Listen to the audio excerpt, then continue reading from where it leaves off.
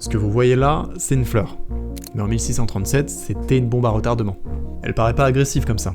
Elle vient même en plusieurs palettes de couleurs et rend plutôt pas mal dans les jardins.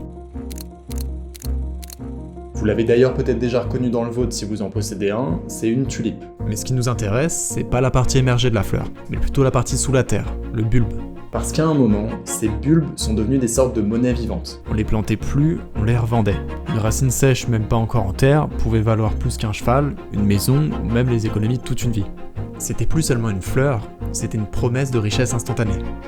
Et pourtant, il a suffi d'un silence, d'un acheteur qui s'est pas présenté, et tout le pays a retenu son souffle pendant que les prix s'écroulaient. En quelques heures, la tulipe est passée de trésor à poison.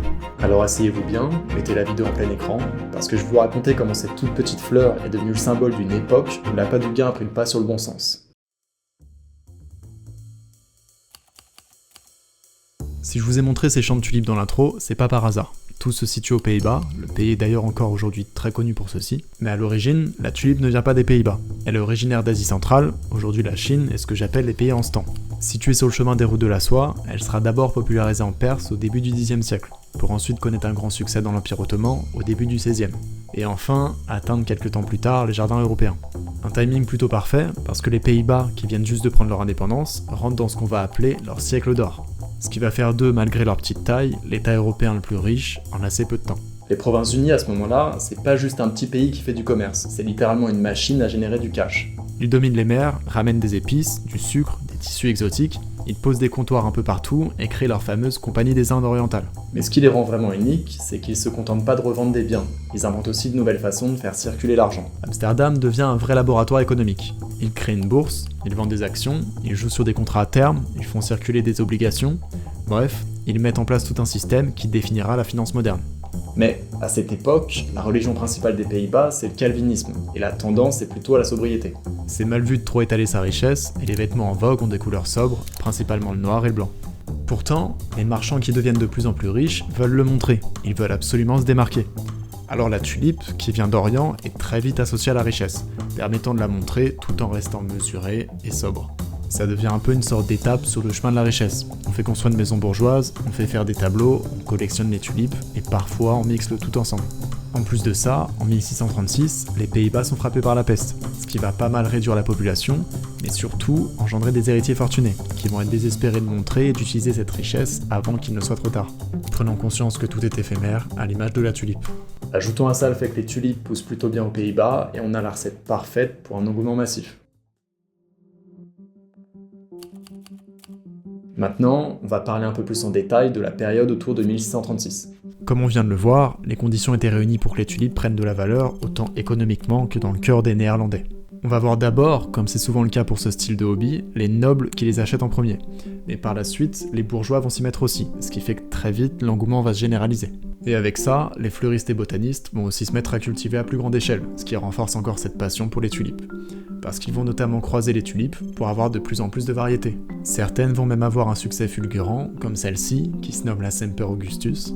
Et évidemment, en fonction de la variété, les prix peuvent pas mal augmenter. Et pour expliquer ça, je suis obligé de faire un mini cours de botanique. Il faut savoir que les tulipes ont deux modes de reproduction. D'abord, il y a évidemment celle avec les graines, qu'on récupère après la floraison pour les replanter. Ça, c'est la méthode qu'on utilise pour faire les croisements et obtenir des couleurs différentes. Mais cette méthode, elle est très longue et fastidieuse. On parle d'environ 5 à 7 ans pour former un bulbe capable de faire une fleur. Ensuite, il y a la seconde méthode avec le bulbe. Cette méthode, au lieu de créer une sorte de fils de la graine, va plutôt créer une sorte de copie, un peu comme un clone. En plus de ça, elle est plus simple, il suffit d'éterrer le bulbe et de prendre les petits bulbes autour pour les planter à leur tour, sans compter que c'est aussi plus rapide. En 2 ou 3 ans, on a une fleur. Et donc, ce qui rend la Semper Augustus si particulière, et ce que les botanistes de l'époque ne savaient pas, c'est que sa couleur un peu flammée, elle vient d'une maladie. Une maladie qui s'appelle le virus de la panachure de la tulipe. Mais le truc, c'est que ce virus, il se transmettait pas aux autres tulipes qui poussaient avec les graines, seulement aux copies qui poussaient avec les bulbes. En plus de ça, le virus rend la plante plus fragile, et moins susceptible de donner d'autres bulbes, rendant la fleur encore plus rare et faisant facilement s'envoler les prix. Et avec cette montée des prix, tout le monde commence à s'y intéresser, du noble à l'immigré qui vient d'arriver dans le pays et se dit qu'il pourrait investir dans ce commerce pour se faire un peu d'argent. Mais toutes ces personnes, elles ont un problème en commun, celui que les tulipes, elles ne fleurissent que de mars à mai. Donc on ne peut voir la marchandise et surtout l'acheter que pendant ces courts mois. Alors solution, plutôt simple, on va faire des contrats sur les tulipes à venir. On va donc promettre un peu d'argent à un fleuriste pour qu'il fasse pousser le type de tulipe qu'on veut. On lui donne aussi une petite avance pour couvrir les frais, et tout le monde est content. Le fleuriste est sûr d'être payé tant qu'il réussit à faire pousser sa tulipe, et l'acheteur, sûr d'avoir sa tulipe dès que le moment est venu. Sauf que ça va pas s'arrêter là. Le marché des tulipes prenant de la valeur tous les jours, les prix augmentent constamment. Donc, en achetant le plus tôt possible ces contrats, on gagne d'une certaine façon de l'argent en achetant aujourd'hui plutôt que le mois prochain. Et ça, c'est une idée qui était plutôt ancrée chez la population néerlandaise, puisque l'augmentation des prix était plus ou moins constante depuis début 1600 et surtout depuis début 1630. Mais la cadence à laquelle ces prix augmentaient devenait aussi de plus en plus rapide, à un point où durant certaines périodes, les prix augmentaient de semaine en semaine, voire parfois même de jour en jour. Une cadence si effrénée que certains ont eu une idée. Vous vous souvenez des contrats de promesse de vente de tout à l'heure ? Ouais ? Eh bien, si on les vendait aussi ?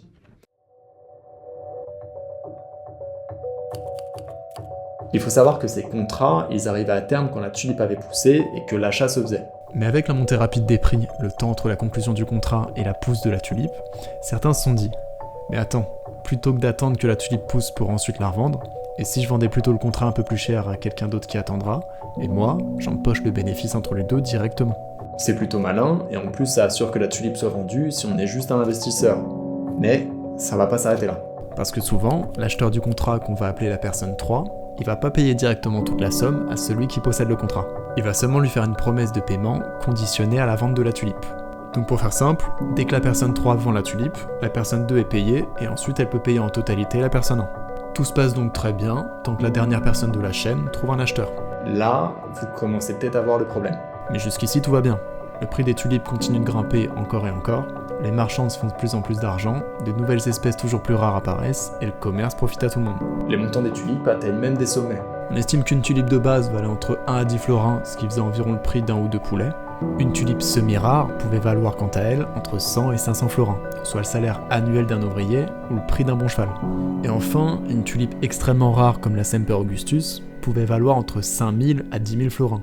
Pour comparaison, une maison proche du canal valait environ 3000 florins. Ce sont des sommes qui sont énormes, surtout pour l'époque. D'autant plus que plus on avance dans le temps, plus on a d'intermédiaires, qui sont pas forcément utiles, mis à part à faire grimper le prix de la tulipe.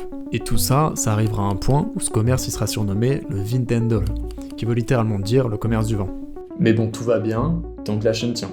Sauf qu'un jour, le 3 février 1637 à Haarlem, une vente aux enchères de tulipes a lieu et aucun acheteur se présente. Là, ça commence à devenir la panique. Mais on est au XVIIe siècle, alors pas de téléphone ou d'internet pour être immédiatement au courant de l'enchère ratée. C'est plus comme une vague qui part d'Haarlem pour se transmettre dans le reste du pays. Et en quelques jours, elle atteint Amsterdam, puis Rotterdam, puis se transmet à tout le pays. Mais en soi, qu'une enchère n'ait pas trouvé d'acheteur, c'est pas si grave. Ce qui va être grave, c'est le réflexe humain qui en découle. Parce que si j'ai énormément investi dans un contrat pour avoir des tulipes et que le prix ne monte plus, ça veut dire que potentiellement, je peux perdre beaucoup d'argent. Et encore pire, si j'ai plusieurs contrats comme c'était souvent le cas, je peux perdre vraiment beaucoup d'argent. Donc, pour limiter la casse, je me rue sur le marché, j'essaie de brader un peu le prix de mes contrats, histoire de récupérer une partie de la somme. Sauf que problème, j'arrive sur le marché, et je suis pas du tout seul à avoir eu cette idée. Parce que tous ceux qui sont dans la même situation que moi ont eu la même idée. Donc, je descends encore plus mon prix pour être sûr qu'on me l'achète, sauf que devinez quoi, les autres font exactement la même chose. Ce qui fait qu'on se tire mutuellement vers le bas, et il n'y a toujours pas d'acheteur. Parce que oui, ce qu'il faut pas oublier, c'est que les acheteurs, ce sont aussi très souvent des revendeurs. Et là, ils sont plus occupés à essayer de vendre leurs contrats plutôt que d'en acheter d'autres. Alors, le prix s'écroule encore plus, jusqu'à presque atteindre 0, jusqu'à l'écroulement total du marché.